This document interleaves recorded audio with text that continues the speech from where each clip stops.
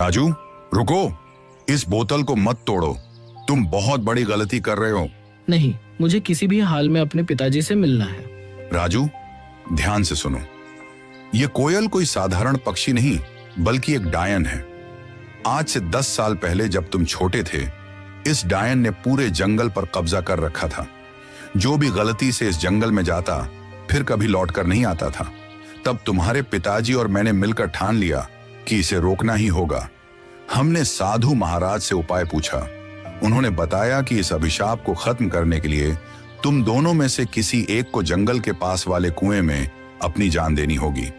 तुम्हारे पिताजी बहादुरी से आगे आए और यह बलिदान स्वयं देने का निश्चय किया।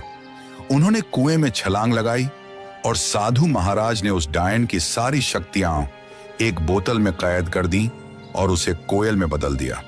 इस तरह यह जंगल सुरक्षित हो गया। मगर यह राज हमने किसी को नहीं बताया। गांव वाले कुछ नहीं जानते। ये बात सिर्फ मुझे और साधु महाराज को मालूम थी, इसलिए हमने तुम्हें भी कभी नहीं बताया।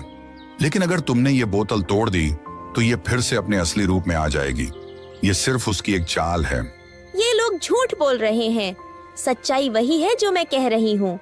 अगर मेरे मन में कोई चाल होती तो मैं तुम्हारी मदद क्यों करती? क्या गांव वालों ने कभी तुम्हारी मदद की? नहीं। तुम्हें धन, सामान, हीरे मोती सब मैंने दिए। अब मैं तुम्हें तुम्हारे पिताजी से भी मिलवा रही हूँ। राजू भ्रम में पड़ गया और उसने वह बोतल जमीन पर फेंक कर तोड़ दी। फिर अचानक वह कोयल एक डायन के रूप में आ गई। राजू, तुमने मेरा बड़ा काम आसान कर दिया। अब मैं आजाद हूँ और अब तुम सबकी शामत आ गई है। आज मैं तुम में से किसी को भी जिंदा नहीं छोड़ूंगी। राजू, तुमने बहुत बड़ी गलती कर दी है। अब यह डायन हमें किसी भी हाल में जिंदा नहीं छोड़ेगी। मुझे माफ कर दीजिए सरपंच साहब, मैं उसके बहकावे में आ गया था। क्या अब इसका कोई हल नहीं बचा?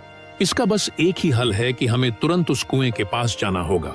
ये कहकर वे तीनों कुएं की ओर भागे और वह डायन भी उनके पीछे आ गई। वहां पहुंचकर साधु ने कहा, अगर तुम इस डायन से छुटकारा पाना चाहते हो तो तुम दोनों में से किसी एक को उसी कुएं में छलांग लगाकर अपनी कुर्बानी देनी होगी। साधु की बात सुनकर राजू तुरंत बोला, ये मुसीबत मैंने खुद मोल ली है, इसलिए इससे मुक्ति भी मैं ही दिलवाऊंगा। यह कहकर राजू ने कुएं में छलांग लगा दी और अपनी जान कुर्बान कर दी। साधु ने तुरंत डायन को फिर से एक कोयल के रूप में बदल दिया, मगर इस बार उसके पास इंसानों की तरह बोलने की शक्ति भी नहीं रही। सरपंच को राजू के जाने का बहुत दुख था, मगर वह क्या कर सकता था, इसलिए वह घर लौट आया।